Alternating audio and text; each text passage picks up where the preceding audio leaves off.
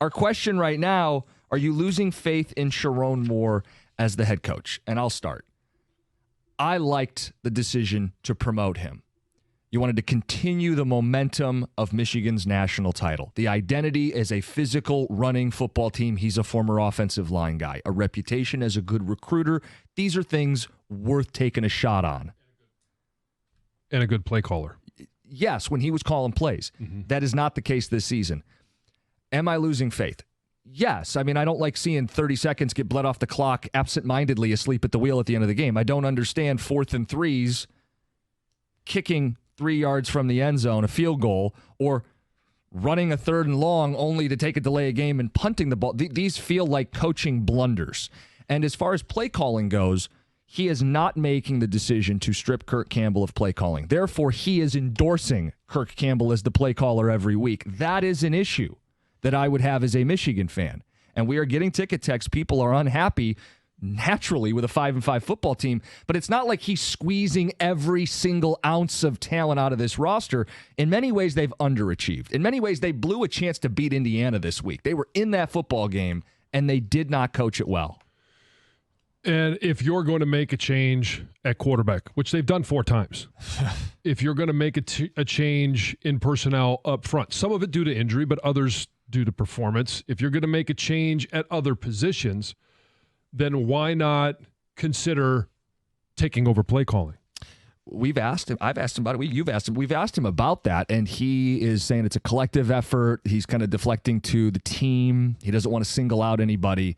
But then you all get lumped in, is what I'm just going to default to. Then fine. Then you are endorsing this product, this offense, this coaching staff, and this play calling. But I mean, again, the question I go back to is if you're going to hold players to a certain standard of performance, then why not do that for your staff as well? And I do think, I don't think he should be fired right now. I know we're going to get some of that in the ticket text. I think this is an incredibly pivotal offseason for Michigan football and for Sherrone Moore because you aren't Jim Harbaugh. You need to put your own stamp on the program. You will have a chance to get in line at the buffet before everybody else. You're not going to be in the playoff and have some long season. You need to hit the portal. You need to revamp your staff. You need to put your stamp on the program, and it has to look a hell of a lot better next season. Well, and this is where Sherrone Moore, you could call it, you need to be cutthroat. It's just called being a leader. You've got to make tough decisions, and you can't worry about feelings. If you're going to make a decision about bringing in a transfer portal quarterback or offensive lineman or defensive lineman because you're losing a lot of talent to the draft or to graduation up there as well, like you're going to have to bring in an influx of talent. There's no question about that. And if you're not worried about players' feelings in that, which you shouldn't, then it's the same thing with your staff. Like you can't be loyal to a fault. Right. Loyalty is and it should always be a part of the decision, but the loyalty is ultimately to the team, to the school, to the brand, like and to yourself. Like if you don't make those changes, instead of somebody else being out of job, everyone will be out of job.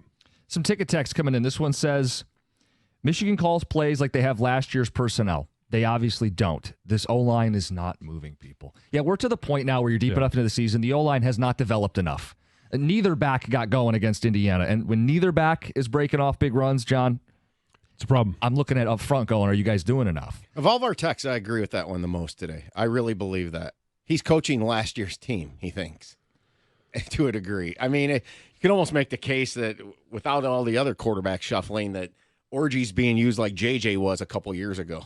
You know, the orgy thing is a joke. The fact that he came in on that opening series on 2nd down, completely derailed that drive, which then led to 3 points instead of you getting 7, which then would have factored in later into the game when maybe you just needed a Zavada field goal to actually win the game.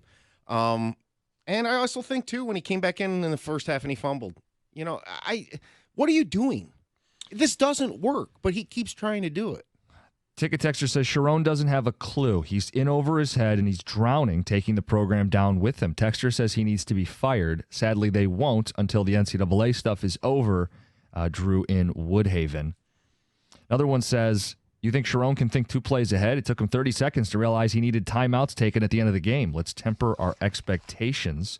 And this one says, is Michigan still going to win the national championship? No. Says like John predicted. You had them in the title game. Yeah, You've taken your lumps for that. I've taken my lumps, yes. Yeah, I'm not going to pile on there. Texter says, why doesn't Cookies bring the same energy when he talks about the Spartans? There's two different standards. I mean, let's just acknowledge the elephant in the room. One's coming off a national title with playoff expectations every time they put those winged helmets on. Michigan State's coming from the ashes. Yeah. I mean, I mean, do you want me to rake Jonathan Smith over the coals too? I'm not seeing this level of mismanagement in the games. No, we could go back to the head-to-head matchup and talk about. And Sherrone outcoached him. I said that at the time. Right, but again, it's two different expectations this year for these teams. And when those expectations are what they are, and call it unfair, call it whatever you want, it doesn't matter. There's nothing. Fair doesn't play into any of this. How about this ticket text? Because we're not getting a lot of support for Sherrone, but this one is interesting, John. Sherrone reminds me of Dan Campbell's first year with clock management issues, play calling issues with Anthony Lynn. Needs to step up and remove coordinators who aren't working. Signed, an assistant JV youth football coach from the sideline. Well, so I could see the comparisons. The difference is halfway through that season, Anthony Lynn was no longer calling plays. Well, that's what this person's saying is if you're not willing to make those changes, you won't eventually have a Dan Campbell-like impact on your football team. Or trajectory. Yeah. Ticket Texter says, I think Michigan's biggest mistake is they didn't adapt to the talent in the room. Orgy's the best athlete they have, but he is not a pro.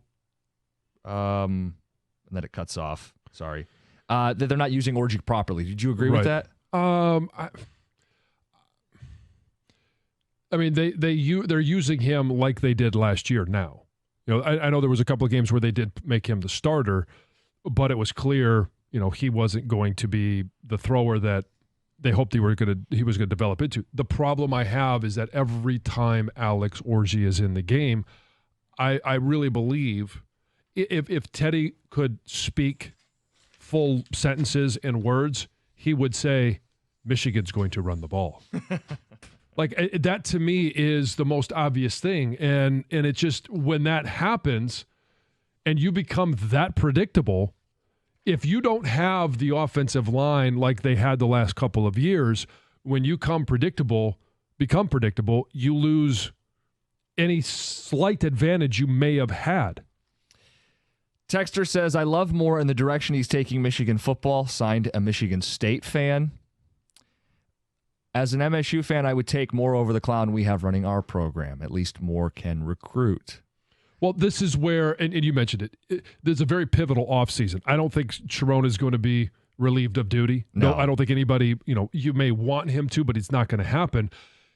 This is a very pivotal offseason. And if we've learned anything about this year's Greg Palm or the rankings, that you can turn around your program in an instant. Yeah, I mean, who are some of the teams sitting in the mix atop the sport right now? It's Indiana, 10-0. It's BYU, undefeated. It's SMU, undefeated in ACC play to this point of the season, right? It's a Vanderbilt team that has been ranked. They've got a transfer quarterback. Like, you have the ability to completely reshape your roster. Well, and I would even point out the heavy hitters in the college football playoff tonight. You will see number 1, Oregon, number 2, Ohio State. Both teams were not shy about using the transfer portal. Both brought in a veteran quarterback, among other studs on their roster. I mean, Ohio State's roster is a $20 million deal. And Oregon, Phil Knight's not shy either. They went out and pulled receivers from the SEC and gave them a bag. Like, whether you're the little guy getting a step up or the big guy that's reinforcing their roster with the portal, you're right. College football now more than ever is set up for a team to turn around one year to the next. It seems like they're getting a little dirtier than Michigan typically does by trying to flip Underwood. It'd be a big deal. I'm surprised. This is going to be a big deal if they flip him. He committed to LSU. Did you see who's coaching him now? Yes, Connor Stallions is on the coaching staff of Belleville now. It made me wonder a little bit about, is there something else going on there? But that's a lot of speculation. You took me off track. What I want to say, the recruiting class is allegedly good that's coming in. Yeah, and it will be border great if they get Underwood. Now that's recruiting, and we've seen this 1,000 times. Doesn't mean you're going to be good. That doesn't take away the way you manage the game at the end of the game. Yeah, using timeouts, clock management, sure. you're going to do, if you don't change that and fix that, or clearly see you really screwed that up. You'll waste more talented teams. Yeah. Yeah. No, that's a really good point.